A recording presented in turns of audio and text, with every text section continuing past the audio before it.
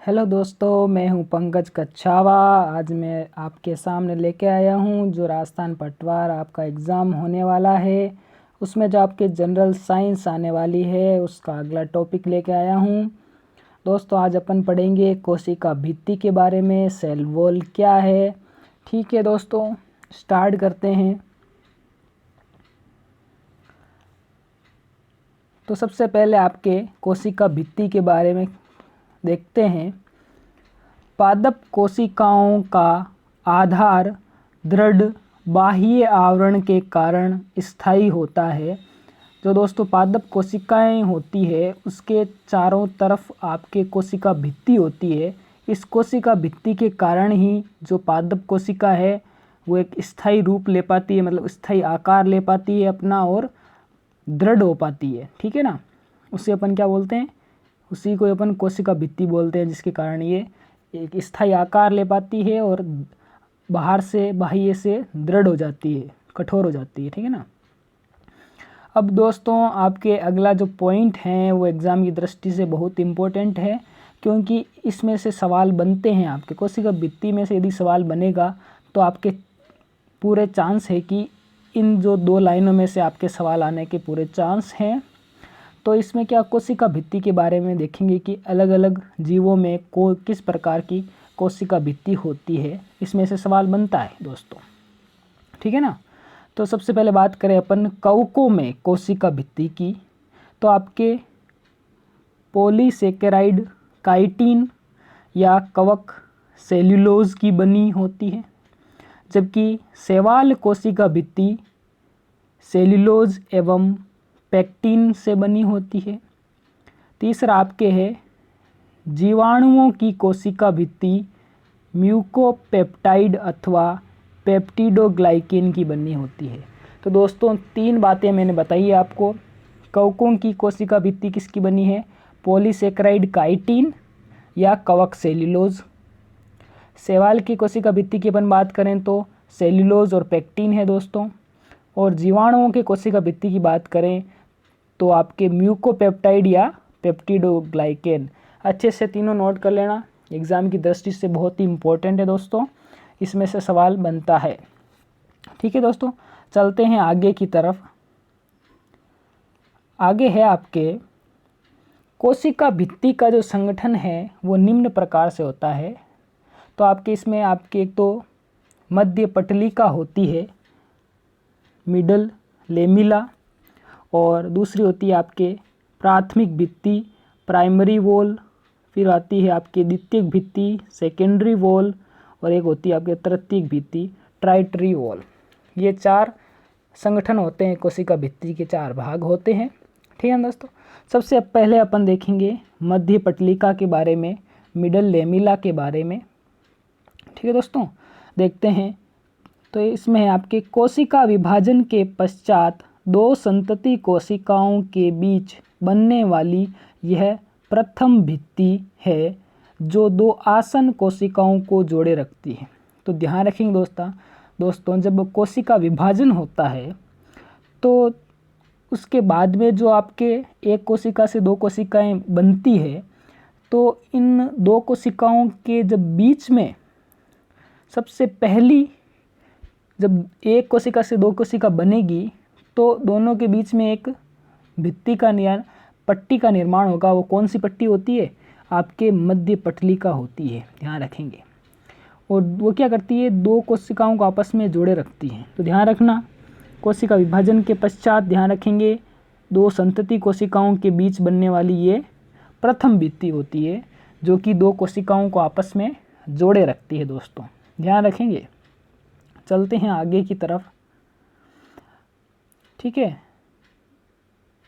तो आगे देखते हैं।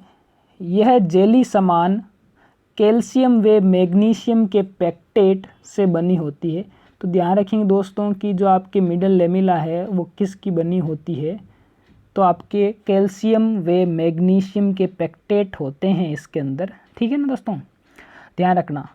अगला पॉइंट है आपके फलों के पकने के समय यह घुल जाती है जिससे पके फल कोमल हो जाते हैं। दोस्तों ये आपका जो मिडल लेमिला है या मध्य पटलिका है वो आपके जब फल पकने का समय आता है तो ये क्या हो जाती है, घुल जाती है और इससे क्या होता है, फल आपके कोमल हो जाते हैं। ठीक है ना दोस्तों।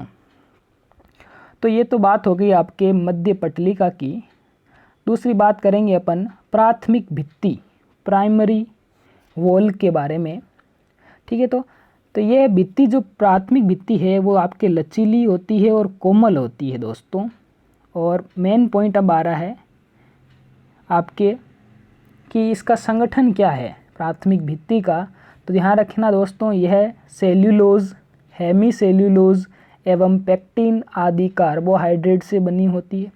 तो ध्यान रखेंगे दोस्तों, सेल्यूलोज है, हेमी सेल्यूलोज है और पेक्टिन है, 3 प्रकार के कार्बोहाइड्रेट हैं। ध्यान रखेंगे जिसकी बनी है, इससे सवाल बन सकता है आपके। और प्राथमिक भित्ति जो है इसमें वृद्धि और विस्तारण की क्षमता होती है। ध्यान रखेंगे दोस्तों, प्राथमिक भित्ति में वृद्धि और विस्तार की क्षमता पाई जाती है। चलते हैं आगे की तरफ दोस्तों। तो अब बात करेंगे अपन द्वितीयक भित्ति, सेकेंडरी वॉल की। ठीक है ना। तो देखते हैं, कोशिकाओं में वृद्धि समाप्त होने पर उनके जीव द्रव्य की क्रिया के फलस्वरूप प्राथमिक भित्ति के नियमित रूप से स्थूलित एवं सुदृढ़ होने से इसका निर्माण होता है।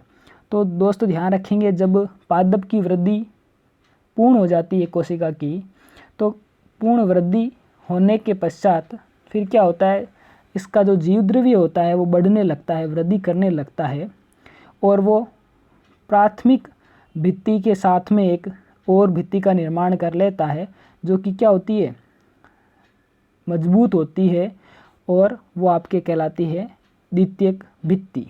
ध्यान रखेंगे दोस्तों। और इसका संगठन की बात करें तो आपके इम्पोर्टेंट बात है, ध्यान रखना ही है, इसमें लिग्निन और सुबेरिन। ध्यान रखेंगे दोस्तों, इनमें लिग्निन और सुबेरिन तथा अन्य कार्बोहाइड्रेट्स की मात्रा अधिक होती है। ठीक है ना दोस्तों, ध्यान रखेंगे लिग्निन और सुबेरिन की मात्रा किस में पाई जाती है अधिक, तो द्वितीयक भित्ति सेकेंडरी वॉल में पाई जाती है। ठीक, ध्यान रखेंगे। आगे चलते हैं, इनमें अकार्बनिक लवण, टेनिन, गोंद, मोम, कैल्शियम लवण, सिलिका, क्यूटिन आदि पदार्थ भी पाए जाते हैं। तो दोस्तों ध्यान रखेंगे ये बात भी। अगली बात है, यह कोशिका को सुदृढ़ता प्रदान करता है। तो ये भी ध्यान रखेंगे द्वितीयक भित्ति के बारे में। ठीक है दोस्तों, तो ये थी अपने द्वितीयक भित्ति। अपन आगे चलते हैं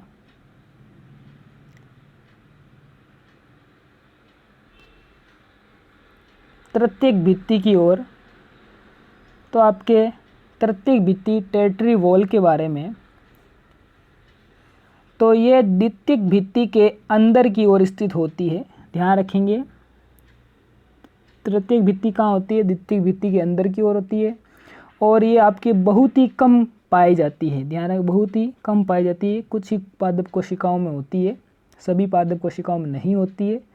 और यह जो है आपके जीव द्रव्य के सूखे स्तर को प्रदर्शित करता है। मतलब जो इसका निर्माण है, जीव द्रव्य का जो सूखा स्तर होता है उसी को अपन तृतीयक भित्ति बोलते हैं।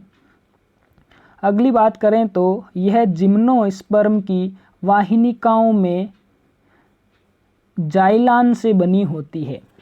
तो ठीक है ना, बाकी तो ये जीव द्रव्य का सूखा स्तर है, पर जिम्नोस्पर्म की जो वाहिनिकाएं हैं वहाँ पे ये किसकी बनी है, जाइलान से बनी होती है। दोस्तों ये बात भी ध्यान रखेंगे। तो चलते हैं दोस्तों आगे की तरफ। तो ये आपके डायग्राम आ गया है कोशिका भित्ति का। तो दोस्तों कोशिका के जो सबसे बाहरी जो के आवरण होता है, तो वो आपके सबसे बाहर की तरफ देखें तो ये आपके प्राइमरी वॉल सबसे बाहर की तरफ होता है। फिर अपन अंदर की तरफ चलें तो प्राइमरी वॉल के बाद में आता है आपका सेकेंडरी वॉल, मतलब द्वितीयक परत।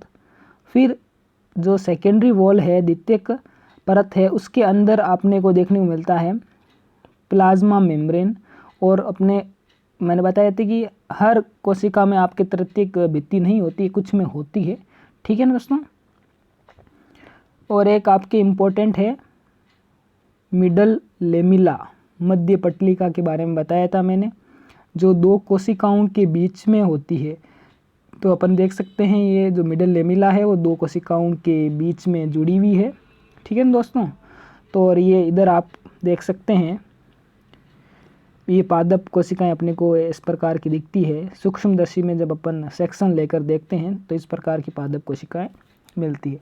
तो अपन इस डायग्राम से समझ सकते हैं प्राथमिक भित्ति, द्वितीयक भित्ति किस प्रकार से व्यवस्थित होती है, मिडल लेमिला या मध्य पटलिका कहाँ पाई जाती है, तो अपन इससे देख सकते हैं। ठीक है दोस्तों, चलते हैं आगे की तरफ। तो अपन अब पढ़ेंगे कोशिका भित्ति के कार्य क्या है, फंक्शन क्या है, ठीक है दोस्तों। तो एक सामान्य पादप कोशिका भित्ति के प्रमुख कार्यों के बारे में अपन देखेंगे दोस्तों। तो अपन सबसे पहले देखते हैं कोशिका को निश्चित आकृति एवं आकार प्रदान करना, ठीक है दोस्तों। जो भित्ति है उस भित्ति की वजह से क्या होता है, कोशिका को एक निश्चित आकृति मिलती है, या उसको बोल सकते हैं आकार मिलता है कोशिका को, कोशिका भित्ति के कारण, ठीक है ना। आगे देखें तो कोशिका को यांत्रिक शक्ति प्रदान करती है, मतलब आघात सहन करने की क्षमता देती है, ठीक है ना। यांत्रिक शक्ति प्रदान करती है कौन, कोशिका भित्ति, ठीक है। जीव द्रव्य एवं कोशिकाओं की प्रतिकूल परिस्थितियों में सुरक्षा करती है, ठीक है। प्रतिकूल परिस्थितियों में सुरक्षा करती है कौन, कोशिका भित्ति, कोशिका के लिए। अगली बात करें तो अपन अंतर कोशिकीय पदार्थों का जो संवहन है वो प्लाज्मोडेस्माटा द्वारा होता है। अंतर कोशिकीय पदार्थ मतलब दो कोशिकाओं के बीच में यदि कोई पदार्थों का संवहन करना है तो अपन वो किसके द्वारा करेंगे, प्लाज्मोडेस्माटा के द्वारा करेंगे। पिछले वीडियो में मैंने बताया है प्लाज्मोडेस्माटा के बारे में, आप जाके देख सकते हैं। प्लाज्मोडेस्माटा दोस्तों क्या होता है, सूक्ष्म छिद्र होते हैं जिनके द्वारा दो पास स्थित कोशिकाओं के मध्य क्या होता है, आपके पदार्थों का आदान प्रदान होता है, वो प्लाज्मोडेस्माटा कहलाता है। तो दोस्तों अपन अगली बात करें अगले कार्य की, तो कोशिकाओं के मध्य परासरणीय दाब का संतुलन बनाए रखती है। तो ध्यान रखेंगे अगला क्या है, कार्य क्या है, कोशिकाओं के मध्य परासरणीय दाब का संतुलन बनाए रखती है। तो ये दोस्तों आपके कोशिका भित्ति हो गई। इसमें से आपके सवाल बनने के चांस मैंने आपको बता दिए कि कवक में किसकी बनी होती है कोशिका भित्ति, जीवाणु में किसकी बनती है, और शैवाल में किसकी होती है, पादपों में कैसी होती है। तो उसमें से सवाल बनता है, बिल्कुल चांस हैं आपके, वो तो कंठस्थ कर ही लेना। तो ये आपके आज का टॉपिक था, कोशिका भित्ति की संरचना देखी अपने और उसके कार्य के बारे में भी देख लिया आपने।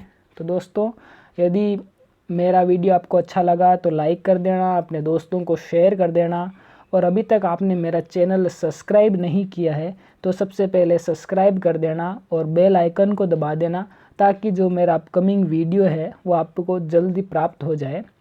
ठीक है दोस्तों, आज के लिए इतना ही, धन्यवाद।